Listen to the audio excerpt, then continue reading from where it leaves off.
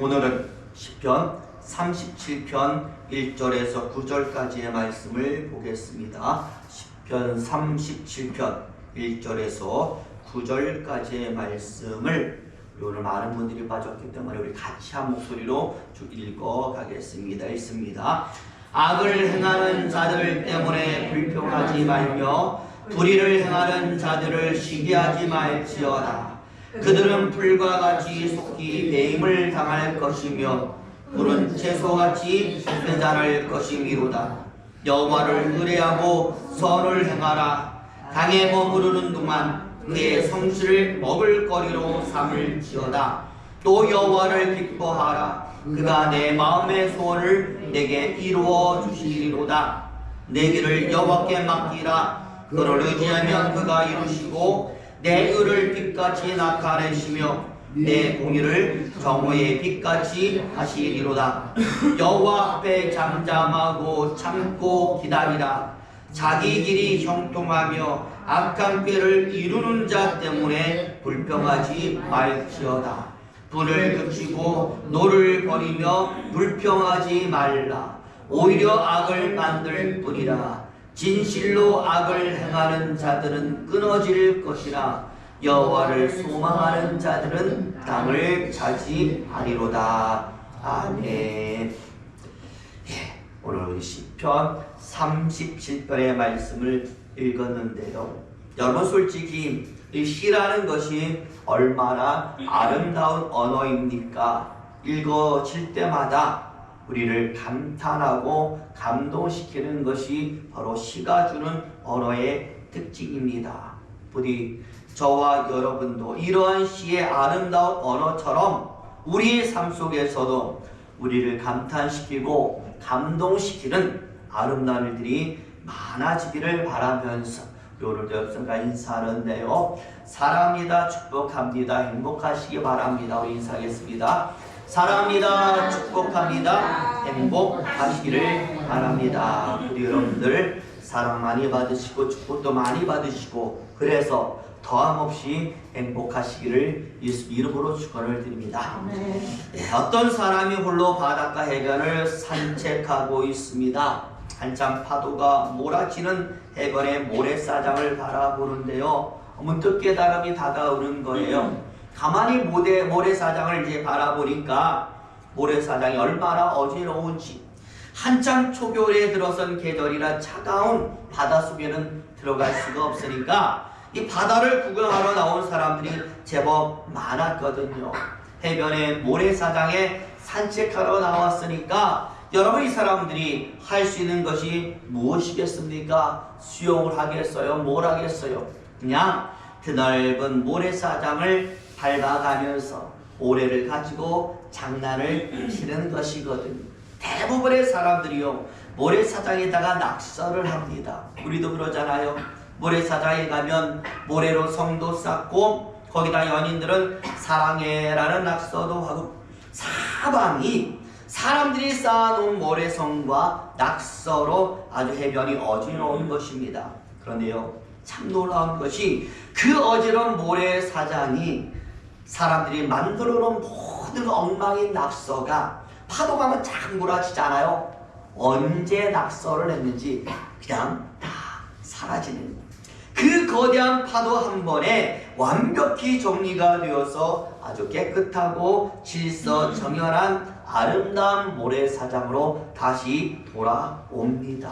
깨닫는 거죠. 아 그렇구나. 아무리 혼란하고 어지러운 상황이라 할지라도 그것보다 더 크고 거대한 것이 몰려오면 사라지고 정리가 되는구나. 세상에 하나님의 능력과 은혜보다 더 크고 강력한 것은 없으니 하나님의 은혜가 우리의 삶에 한번 몰아치면 어떤 어두운 삶이라 할지라도 우리 삶의 어떤 복잡한 상황도 일시에 다 정리가 되겠구나라는 것을 그때 깨닫게 되었다라는 것입니다.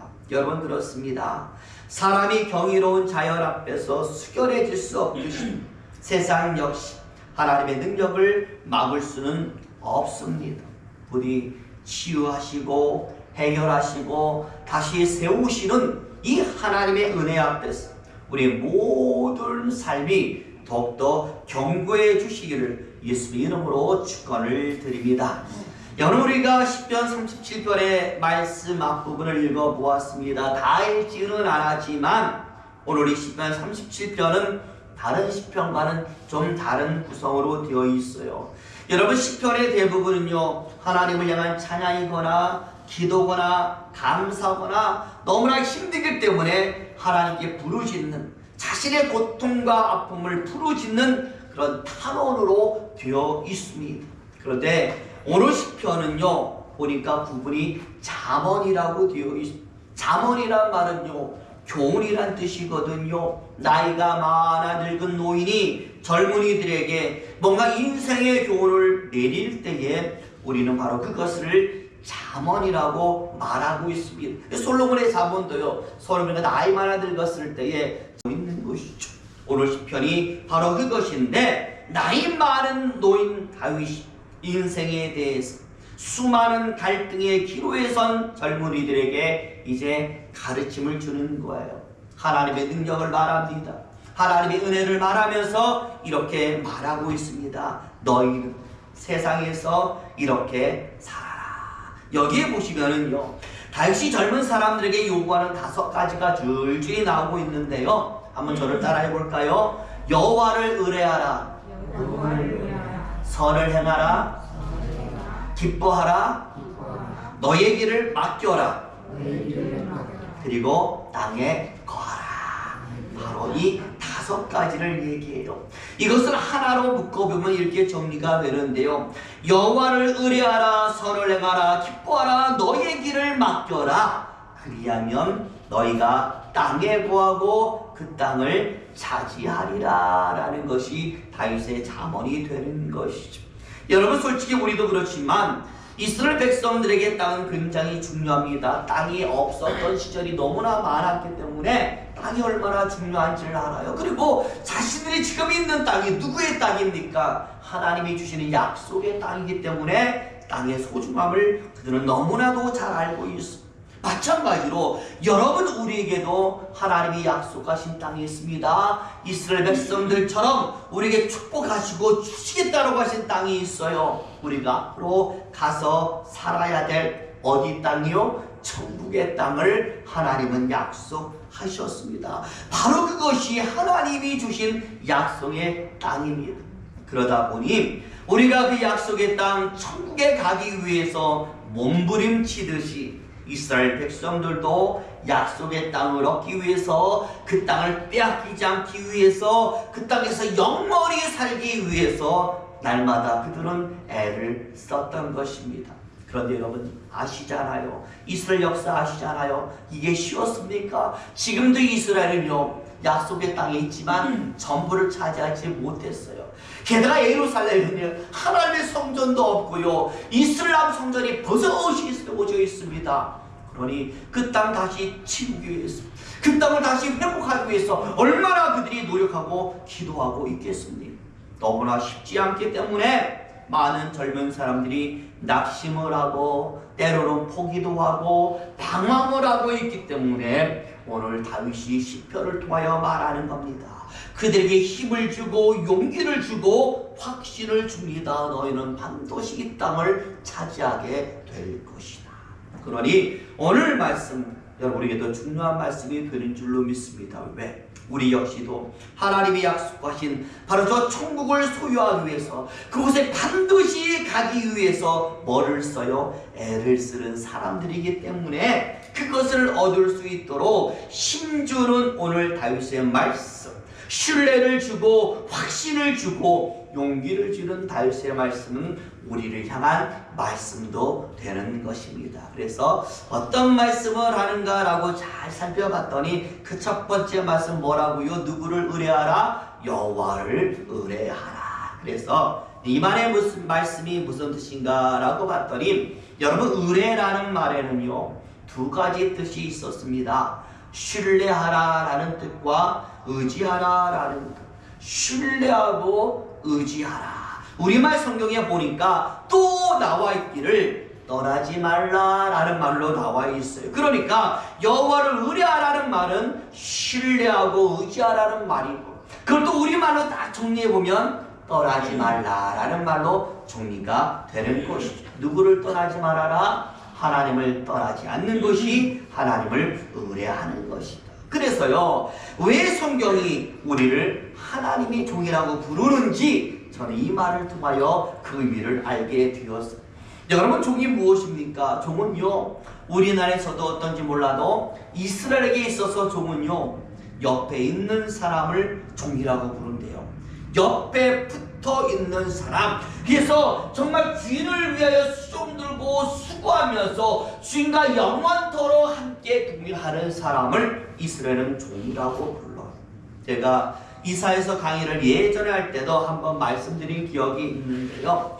우리가 사극 같은 것을 보면은요, 양반들이 들어가고 나갈 때 항상 옆에 따라다니는 사람이 있습니다. 누가 따라다니? 하인들이 따라다녀요. 그래서 여러분, 저기 사극을 보면 이몽룡에게 누가 옆에 있어요? 방자가 옆에 있고, 춘향에게 누가 옆에 있어요? 향단이가 항상 옆에 있지 않습니까? 항상 붙어서 주인을 떠나지 않습니다. 여러분, 여호와를 의뢰하라, 하나님을 떠나지 말라는 이야기인 줄로 믿습니다. 항상 그 옆에 붙어서 주인이신 하나님이 하신 그 말씀을 들어라 하는 이야기가 바로 오늘 본문의 말씀이에요. 여러분, 방자가 왜 이몽룡을 따라다니고 뭔가 얘기하면 그대로 하기 위해서 따라다닌 것 아니겠습니까? 왜 향단이가 춘향이 옆에 붙어 있겠어요? 춘향을 도와주기 위함도 있지만 춘향이가 뭔 얘기를 하면 듣기 위해서 옆에 따라다니는 것. 왜 우리가 하나님 옆에 붙어 있습니까? 그 옆에 떠나지 않으면서 하나님이 입을 열어 이야기하면 그 말씀 듣기 위해서 우리가 옆에 붙어 있는 줄로 믿습니다. 떠나지 말고 붙어 있어서 들어라 라고 하는 것이 바로 천국을 약속받은 우리가 제일 먼저 해야 되는 일이 되는 것이죠. 그 다음 이제 두 번째가 선을 행하라 라고 했는데요. 이건 또 무슨 의미인가 라고 봤더니, 우리 선을 행하라 라는 말씀이 나와 있는 3절 말씀 같이 한번 다시 읽어보는데요. 3절 보여주세요. 같이 읽습니다. 시작. 여호와를 의뢰하고 선을 행하라. 땅에 머무는 동안 그의 성실을 먹을거리로 삼을지어다. 아멘. 여기 보니까 선을 행하라 라고 말한 다음에 설명을 붙이고 있기를, 땅에 거하여서 그의 성실로 먹을거리로 삼아라 라고 했어요. 여기서 먹을거리는요, 우리의 일용할 양식이거든요. 매일 우리가 먹는 음식을 먹을거리라고 해요. 사람이 매일같이 뭘 먹고 살듯이, 밥을 먹고 살듯이 하나님의 사람은 무엇을 먹느냐? 성실을 먹고 살아야 된다라고 말씀. 성실해야 한다, 꾸준해야 한다, 땅에 거하면서 매일같이 너희는 성실해야 된다라는 것을 오늘 성경은 말씀을 해요. 그러면서 왜 그럼 우리가 성실해야 하는가? 바로 네 번째, 다윗이 부탁하고 있는 동료, 너의 길을 하나님께 맡기는 삶 때문에 우리가 뭐가 필요해요? 성실이 필요한 것. 그리고 5절 다시 한번 읽어봅니다. 5절 한번 읽어봅니다. 시작. 내 길을 여호와께 맡기라. 그를 의지하면 그가 이루시오. 제가요, 사극을 참 좋아하거든요. 저희 어머니 아버님도 사극을 좋아하시기 때문에 역사 옛날에 왕궁은 뭐 다 봤어요. 근데 그 사극 볼 때마다 가장 제일 많이 나오는 게 뭐냐면 전쟁신이 많이 나와요. 보면 산에서도 전쟁하고 성에서도 전쟁하고. 그런데 이런 전쟁신을 보면 항상 빠지지 않고 나오는 장면이 있습니다. 성이나 높은 산에서 적을 공격하다가 무기가 다 떨어졌을 때 어떻게 하느냐? 가만히 손 놓고 보는 게 아니라 무기가 떨어지면 옆에 보이는 것이 있으면 그것도 잡아서 집어 던지는 것을 보고, 돌이 있으면 돌을 집어 던지고, 바위가 보면 바위가 집어 던지고, 물이 있으면 물을 떨어뜨리고, 막 옆에 뭐가 있든 간에 주워서 집어 던지는 것을 우리는 볼 수가 있어. 참 신기한 것은요, 이렇게 작은 돌이든 큰 돌이나 위에서 던지고 굴리게 되잖아요. 그 던진 돌이 어떻게 굴러가느냐? 길 모양에 따라 굴러갑니다. 산의 모양에 따라서 굴러갑니다. 길이 삐뚤어졌으면 그 돌도 삐뚤삐뚤 굴러져. 길이 오른쪽으로 휘었으면 그 돌도 오른쪽으로 휘어가는 거예요. 왼쪽으로 휘었으면 왼쪽으로 휘어가요. 왼쪽 휘었는데 오른쪽으로 휘어가는 건 절대로 없습니다. 왼쪽으로 비틀져 있기 때문에 거기로 돌은 굴러가게 되어 있습니다. 여러분, 오늘 본문 5절에 여호와께 나를 맡기라 라는 단어가 나오는데, 제가 생각하기에 이 맡기라는 단어가 바로 이거라고 생각이 돼요. 돌을 굴르듯이 누구를 굴려라? 나를 굴려라. 그러면 위에서 굴린 돌이 아까 얘기했죠. 어떻게 굴러가요? 그 굴러가는 산의 모양, 길의 모양에 따라 굴러가듯이 우리 역시 하나님께 맡긴 우리의 삶 역시 하나님의 시간표대로 흘러가야 되는 겁니다. 하나님의 계획과 의지에 따라서 흘러가야 되는 거예요. 하나님이 이렇게 계획했는데, 그래서 나를 맡긴다고 해서 내가 하나님께 맡겼는데 보니까 내가 하기 싫어요. 하나님, 나 여기 가기 싫어요. 난 여기 갈래요. 하는 건 절대 하나님께 나를 맡기는 게 아니에요. 하나님이 여기 가라 했으면 여기로 흘러가고, 저기 가라 했으면 저기로 흘러가고, 그냥 하나님이 하라는 대로 흘러가는 것이 하나님께 맡기는 나의 삶이 돌이 그대로 굴러가듯이 나도 그렇게 굴러가는 것, 이게 바로 하나님께 맡긴 사람의 삶이 되는 것이죠. 그러다 보니 여기 이렇게 굴러가는 우리에게 있어서 여러분 무엇이 필요할까요? 조급하지 않는 것이 필요한 줄로 믿습니다. 인내하는 꾸준함이 필요할 거예요. 조급하면은요, 하나님이 굴러가는 대로 굴러가기 힘들어요. 왜 그럴까라는 의심이 자꾸만, 저게 더 좋아 보이는데 왜 여기 가라 하실까라는 그런 생각이 자꾸만 들기 때문에 조급하지 않아야 합니다. 그저 기다릴 수 있는 인내함이 필요한 줄로 믿습니다. 그런데 그때 필요한 게 뭐예요? 성실이 되는 것이죠. 꾸준함이 되는 것이죠. 하나님에 대해서, 그리고 서로를 대함에 있어서 꾸준한 모습, 조급하지 않고 꾸준한 모습, 이게 바로 성경이 말하는 선이 되는 것. 여호와 하나님 옆에 붙어서 떠나지 않는 것을 성실함으로 너희가 꾸준하게 하라. 오늘 다윗이 전달하고 있는 말의 의미가 되는 것이고, 바로 그렇게 할 때에 마지막 5번째, 하나님이 주신 땅을 우리가 차지하면서 너희는 뭐같이 된다? 빛이 되리라 라고 말씀을 하는, 한 가지 예화를 더 말씀드리고 말씀을 마칠 것인데요. 어떤 교회 목사님이요, 주일 예배를 다 끝나고 성도들과 더불어서 음식을 나누면서 교제의 시간을 가지고 있어요. 한참 서로들 얘기하는데요, 어떤 성도님이 다 일어서더니 자신이 오늘 겪었던 일에 대하여 간증을 하고 싶다라는 거예요. 목사님이 하라고 얘기하니까 이렇게 얘기합니다. 목사님, 오늘은 정말로 은혜가 넘치는 날이에요. 목사님 말씀에도 제가 은혜가 받았지만 오늘 저는요, 하나님의 강력한 도우심의 은혜를 입었습니다. 목사님 말하죠. 아니 성도님 무슨 일이 있었어요? 라고 했더니 제가 말이죠, 오늘 아침에 교회에 오는데 교회 앞쪽에 사거리 있잖아요. 저 사거리에서요, 삼중추돌이 바로 제 앞에서 일어나는 거예요. 그런데 정말 놀랍게도 저는 사고가 나니까 브레이크를 딱 밟았는데 세상에 처음 부딪힌 차가 점점 부딪히더니 제일 앞에 있는 차가 저한테까지 막 굴러오는 거예요.